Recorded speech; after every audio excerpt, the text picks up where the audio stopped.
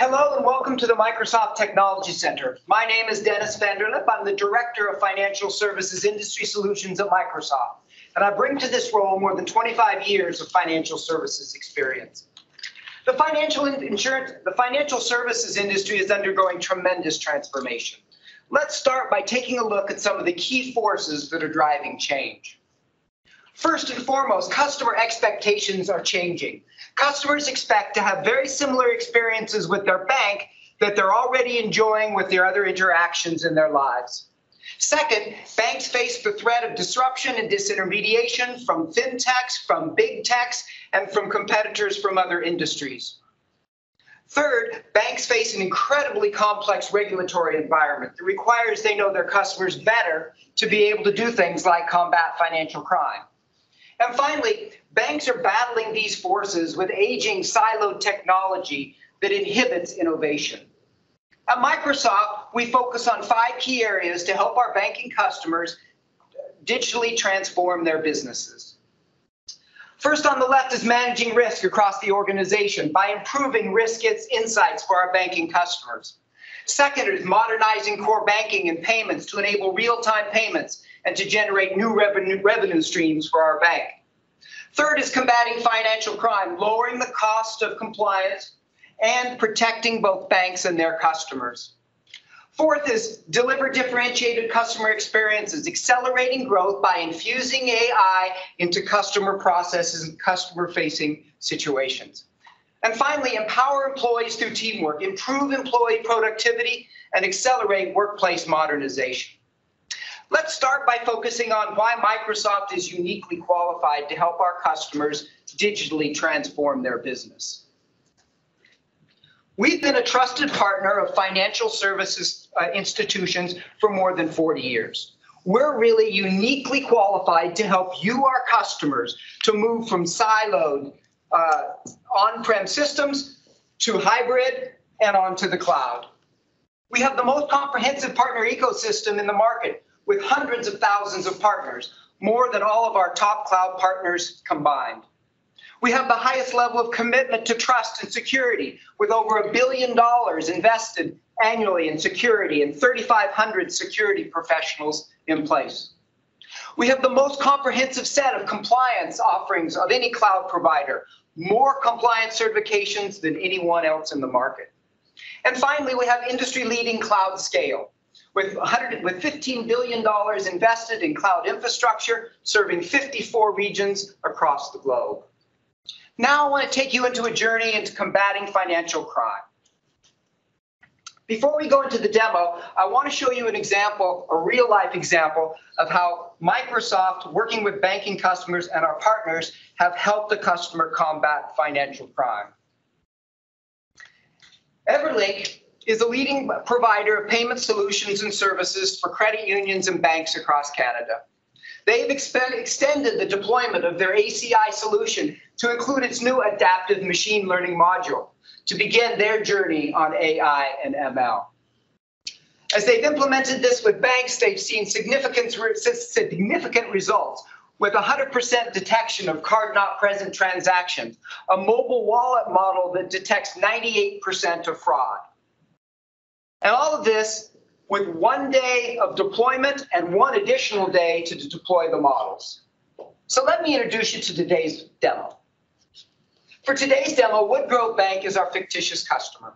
Woodgrove is a global bank with regional operations around the world. We're going to show you 2 scenarios, a B2C scenario and a B2B scenario. Now, let me introduce you to the personas for the B2C demo.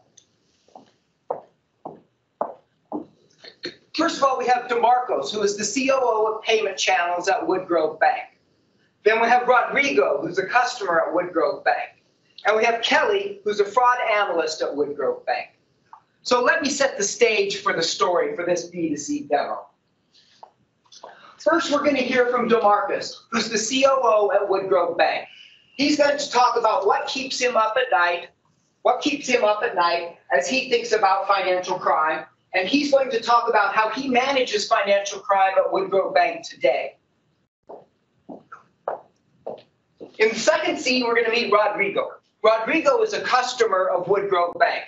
Rodrigo is the C in the B2C. You're going to see in the scenario where Rodrigo is doing remodeling of his house. And he's going online, he's ordering windows for his new house for the renovation. And he's so proud of this that he's actually posting pictures of that in social media. And we're going to see how fraudsters and scammers can take advantage of that information that he's posting to be able to try to perpetrate a fraud on him. In the third section, what we're going to see is Kelly, our fraud analyst at Woodgrove Bank. Kelly's going to save the day. Using ACI technology together with the Microsoft platform, we're going to be able to stop that transaction from happening before the money is sent. And in the last area, the payoff, what you're going to see is one very happy customer in Rodrigo. Woodgrove Bank has kept Rodrigo from wiring $2,000 to the wrong account and being out that amount of money. So let's kick off the demo with DeMarcos. Thank you, Dennis. I'm DeMarcus, and as the COO of payment channels here at Woodgrove Bank, I find myself constantly worrying about the impact financial crime has on not only our bank institution, but also our customers. That is why we've kicked off a new project that we call Project Wipeout. It's going to allow us to modernize our operations so that we can not only stop financial crime, but prevent it from ever happening for both our consumers as well as our business customers. Now, for this particular project, we've already kicked it off, but I want to overlay some of the goals that we've laid out in front of us.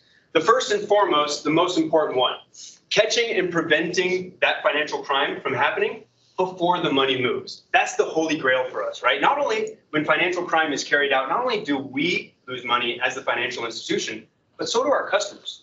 So we need to stop that money from moving, especially in a world that we live in today where we have a rising number of real-time payment transaction types, wire transfers, so that is critical for us. But we also have to reduce false positives to allow us to truly hone in on the real alerts and stop them from happening, create better experiences for our customers. By doing that, we also want to offload and automate a lot of that detection, that first level response, so that our fraud analysts can truly hone in and, like I said, create those better experiences. Out of all these goals, what that leads to is our end result. We're going to accelerate our regulatory compliance with our auditors, our regulators, our creditors. But more importantly for us and for myself, we're going to differentiate ourselves. We're going to create new segments out of this. We're going to attain the customers we have today, attract new customers because of this best-in-class fraud prevention that we have here at Woodgrove Bank. Now, like I said, we've already kicked this project off, but what I want to show you first is the insights that we got that was really the genesis for this whole project. And so now I'm pulling up our analytics report for financial crimes. This is the before state. This is how the impact really hit us and kicked off this Project Wipeout. If you look on the top left in terms of impact, first we're looking at financial crime basis points. Right now, we're about average with the industry as it is today. Financial crisis basis points, what that is that essentially our score, our metrics with regulators, with auditors, with creditors. So that's super important for us. To the right, you're also seeing, though, funds affected. About 250 million of our funds are affected. Below that is attempted fraud. That's a big one for us. We need to reduce that number.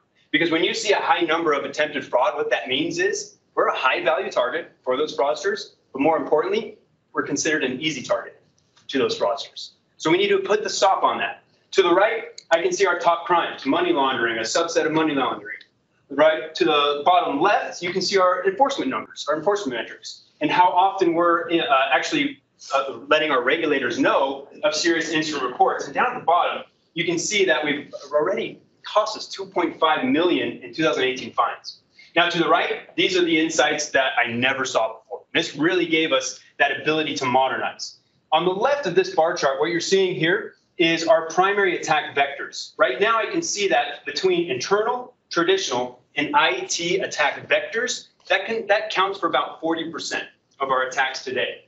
On the right, however, are the constellation attacks, 61%. What that means is they're using a combination of what you see on the left to attack us from multiple angles, multiple layers. That's why we needed that multi-layered defense in the front of it. And on the right, of course, is our cost of compliance. And right now it's costing us about 2.81 million just to be compliant with our regulators. Now I'm going to show you how Project Wipeout is helping us, is helping our consumers. We're going to pass this over to Rodrigo, our consumer here at Woodgrove Bank, and we're going to see how he's fighting that crime. Hi everyone, I'm Rodrigo and I'm a consumer at Woodgrove Bank. I live just outside of London, beautiful Cobham. And recently I started a renovation of my house and I found out today that the beautiful window I had ordered online has finally shipped and it's on its way.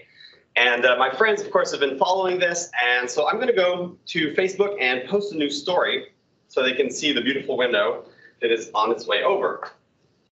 So posting that so my friends can see. And I see that I've just received an invoice. Interestingly enough, this is to pay. If I pay today, I get an additional 5% off. That'd be really great for my renovation budget. And I see that I should take care of this, and I have all the information from my provider there. So you know what? I'm going to go pay in my banking app right away. And so I'm going to perform a immediate payment. And so this way the vendor gets his money right away. And so I'm going to go put in the amount here, and RBS Bank, and the account number. And finally, account number over here. I'm actually going to change this and put it the account name, which is UK windows and doors. All right, the account number here. And finally, the routing number. I want to make sure I'm sending this to the right account. Evidently, this is an immediate payment. So once the money leaves for my windows, I want to make sure that it's going to the right place because that's pretty much irrevocable. It's coming from my account. And put in my amount, $2,228.47. Awesome. So I'm gonna send the payment. So this is where the magic is going to happen. And so I'm going to click send. And the payment should go through within 15 seconds. So I'm seeing there's a transfer in progress, but there's a fraud alert actually now. The payment is to a new payee. That's really odd because I've been dealing with my contractor for a while now. So you know what? I should probably contact him and see if something's going on. Let me go over here to my text messages and text them and see what's happening with the payment.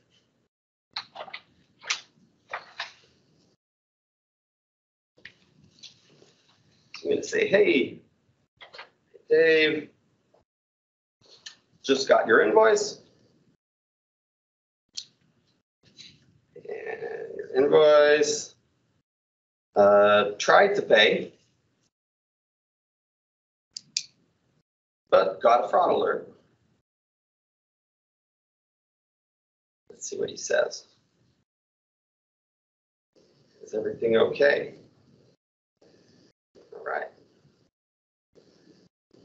Let's see what he's saying. No, all invoices go through us. Okay, so that's a sign something's probably wrong.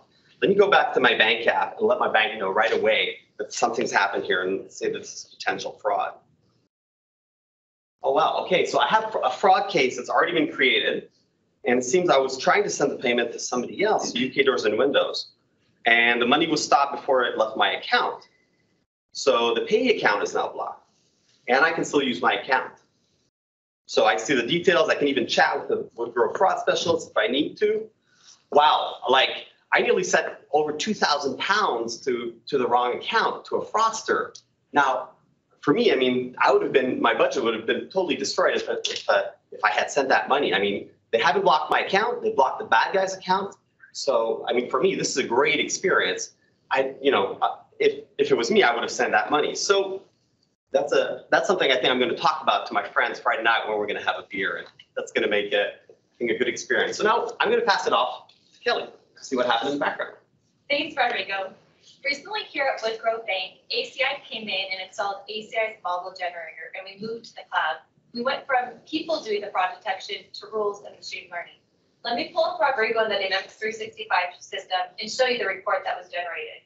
Here is Rodrigo. You'll see it's a fraud investigation. There's Rodrigo right there. Priority is high. Let me go down and show you the description for this particular report. This was a spear phishing invoice scam involving real-time payments. What you saw was the fraudsters monitoring Rodrigo on social media, and by simply having his email address, they were able to send him a fake invoice. What the fraudsters did is when they sent him an invoice to set up a real-time payment. Since Rodrigo was expecting the invoice, when the invoice came in with high urgency saying, pay today to avoid any delays, plus he got that awesome 5% discount, Rodrigo quickly opened up his mobile banking app and began the transaction. With real-time payments, when you hit send, that's final. The money is received within 15 seconds. That was a spear phishing invoice involving real-time payments. Now let me take you into the PRM system, which is a proactive risk manager system, to show you how the alert was generated. At the top is the demographic information. At the bottom is the transactional information. Our strategy is to automate high-risk, real-time payments with a threshold of over 700. You'll see the scores listed right here. The alert was generated from the system by using rules and machine learning that sent a push notification to Rodrigo. There are several flags for this particular one. As you can see, here's the 947 score. First, it was the first time that he ever sent money to this particular account. Second was the routing number. And last but not least was this mismatch of the account names. Now I'm going to pull up ACI's model generator. ACI's model generator is a fully integrated workbench, unlike any other solution. One of the features you just saw is the suspected phishing alert, listed right there.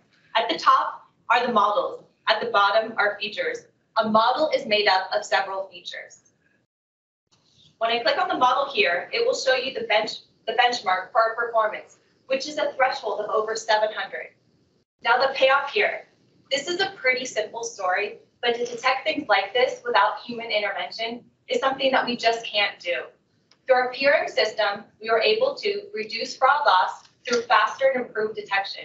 We are also able to prepare for future fraud threats. We also improved our customer experience by being able to detect and decline and identify those appropriate transactions coming through. All of this requires modern data state with a layer of intelligence plus workflow management. Rodrigo is going to go tell his friend that his bank helped him from potentially losing those 2,000 pounds. Plus, because he had such a positive experience, the bank will acquire new customers because word of mouth is the best type of advertising. This is customer differentiator here at Woodgrove Bank. Now I'm going to pass it off to Dennis to go into the B2B story. Thank you very much, Kelly.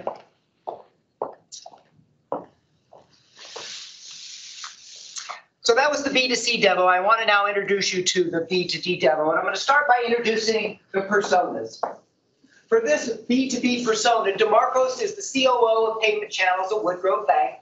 Ted is the accounts payable, works in accounts payable at Ben Arsdale. Ben Arsdale is the commercial bank account of customer of Woodgrove Bank. Roger, the CFO at Ben Arsdale, and Kelly again, the fraud analyst at Woodgrove Bank. So let me set the stage for this demo. In the first session, you're going to see the CFO, Roger, and Ted in accounts payable using email to be able to communicate with each other. And we see fraudsters will insert themselves into that email thread and capture some significant details that they can use to help defraud the customer. In the second scene, we'll see where the scam takes place. Using the information that the fraudsters gathered from that email exchange, they're going to convince Ted, or try to convince Ted in accounts payable, to send a $200,000 payment for an invoice that's fraudulent. So he's going to try to make that transaction. Again, unsurprisingly, Kelly, the fraud analyst at Woodgrove Bank, is on the job. Since the last demo, she's been promoted from B2C to B2C, B2C to B2B, and she's going to jump into that transaction using information from the ACI solution and Microsoft and the Microsoft platform to stop this transaction before it goes out. Now let's kick it off with DeMarcos.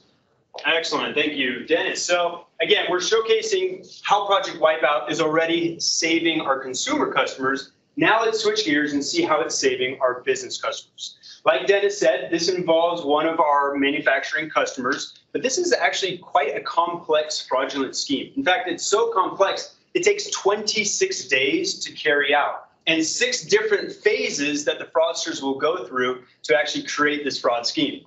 Now, the players, like we mentioned earlier, 2 employees at Van Arsdale Manufacturing. The first is the CFO, Roger. The second is Ted in accounts payable. You'll also see at the bottom, we have a third player in this particular story. That is a legitimate supplier located in China for Van Arsdale. Now, what we're going to walk through here is in this first phase, on day 1, the first thing I want to call out is the big mistake Roger is making. Roger, the CFO, happens to be using a personal email account to make professional communications to accounts payable. Okay, so that is the first mistake. And we are in phase 1 of our fraudster scheme. You'll see our fraudster is part of a transnational criminal organization. Right now, they are doing what we call reconnaissance and identification. They've identified Roger and Ted as potential targets for this fraudulent scheme. At the same time, that fraudster has also identified the legitimate supplier located in China, also identified the bank account that the legitimate supplier uses. We fast forward a little bit in this scheme to day 10. At this point, what happens is the fraudsters, they go onto the dark net. Now, recently, Roger, one of his other accounts was hacked recently. His credentials were stolen and released to the dark net. The fraudsters went to the dark web and they purchased those credentials. And they did a move that we call credential stuffing. What they did is they took that email account, they took that password, and they tried to use it on a bunch of Roger's different accounts, Facebook, emails, you name it. They were able to identify that Roger's email account and password that he uses for the account that was hacked are the exact same credentials he uses for his personal email. And because Roger doesn't use multi-factor authentication, they were able to get in without being stopped. So they waited.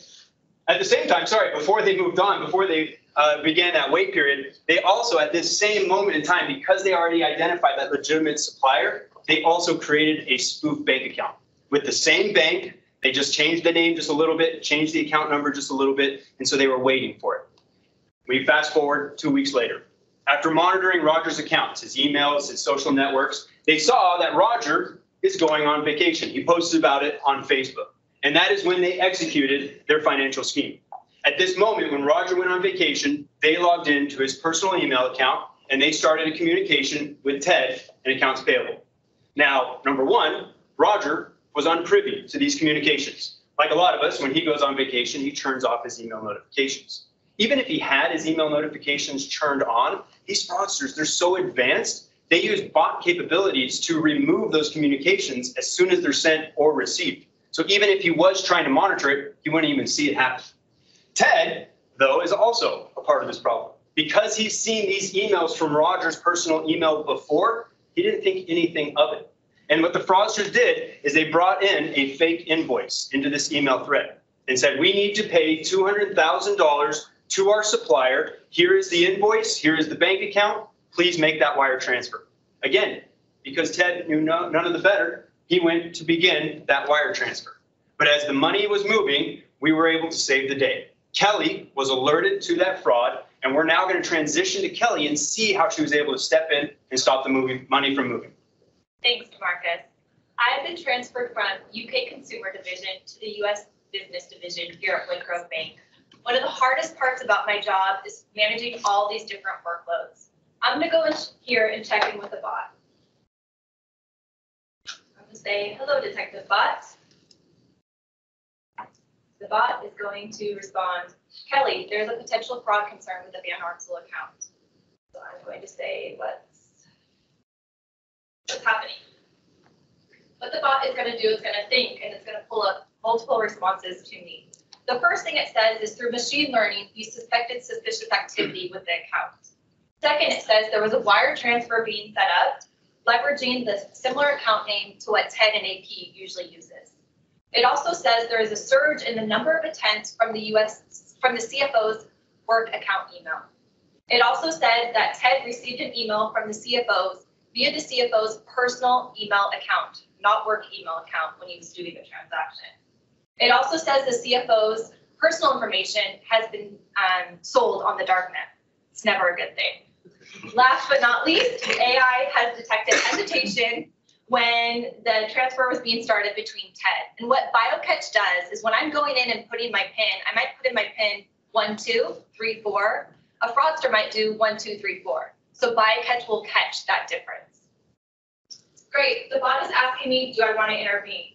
Yes, I definitely need to intervene here. Now what the bot is saying, the transfer has been blocked, which is great news for us. It's also setting up a call with Ted and I to start a conversation. Plus, there's also a SAR report that has been started. What a SAR report is a suspicious activity report that we have to fill out for all these types of instances. I'm simply going to pull up my email, pull up the SAR report. Great, less work for me. The majority of the information has been populated. I'm just going to go put in a few notes and send it off to the right people. This is combating financial crime. What we're doing is we are having technology manage the workloads behind the scenes to make our jobs easier. All you saw just here was the bot surfacing the information to help me make the right decisions. So luckily for Ted at Woodgrove Bank, we are using the latest in payments intelligence for protection. For this B2C scenario, we would have lost hundreds, if not thousands of dollars. Also, without this detection, we would have been involved in money laundering, terrorist financing, and also the brand and reputation of our company would have been tarnished. Also, probably Ted and Roger would have been fired from their jobs.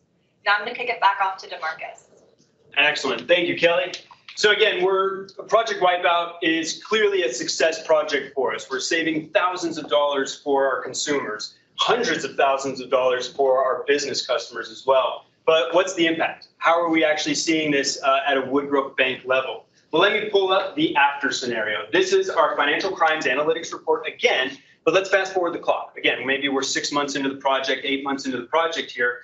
What is the result? Well, first, top left, if we look at our financial crime basis points, again, how we're scored with the regulators and the creditors and auditors around the world, we've exceeded our goals. We've done great work there. If we look to the right, funds affected, drastically reduced for us here at this bank. But more importantly, like I said earlier, attempted fraud.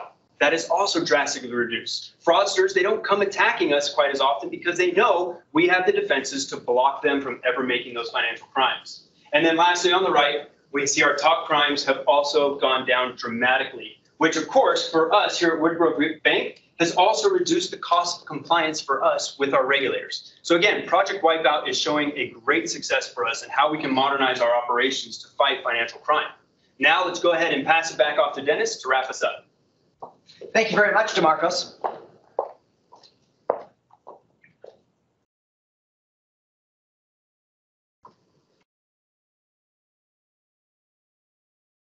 Yep. Okay, how about we give the team a hand for that great demo? Terrific job. There's a lot of handoff and a lot of technology behind that. So we saw two stories. We saw the B2C story and we saw the B2B story. In both cases, the payoffs were stopping fraud in real time before it happens, reducing the cost of fraud for both the bank and the customer, protection of the bank's brand in the market because they get a reputation for being a bank that actually protects their customers, and happier customers who feel as though the bank is looking out for them. Let's peel back the onion a little bit and take a look at the technology that supports this solution. In this demo, you saw the full stack of Microsoft along with the solution from ACI. DeMarcus was using the modern workplace solutions and Teams to manage Project Wipeout and working with a modern data estate to analyze the impacts of financial crimes against Woodgrove Bank. Kelly was working in ACI's PRM solution to rate and prevent fraudulent activities, as well as intelligent ML to reduce her cycle times. In the B2B story, Kelly used our intelligent bot services and cognitive services to automate the response to business fraud and Dynamics 365 to help manage her workflow. Now, how can Microsoft help you reach your goal in battling financial crime? Our technology solutions, along with our partner ecosystem and financial services, can help you drive your business towards this same kind of success and allow you to modernize your operations and combat financial crime. Lastly, I'd like to leave you with what we can do next together. It starts with an envisioning session, a joint workshop designed to help financial services institutions spark new ideas and accelerate implementation of existing initiatives. These sessions are collaborative in approach, taking learnings from our thousands of sessions that we've done with organizations just like yours. And we build upon some of the key areas of transformation, such as vision and strategy, culture, unique potential, and capabilities, all with outcomes grounded in Microsoft technology and partner solutions that are available today. So now I'll step out of the light and I'd like to open it up to the floor for discussion. Thank you.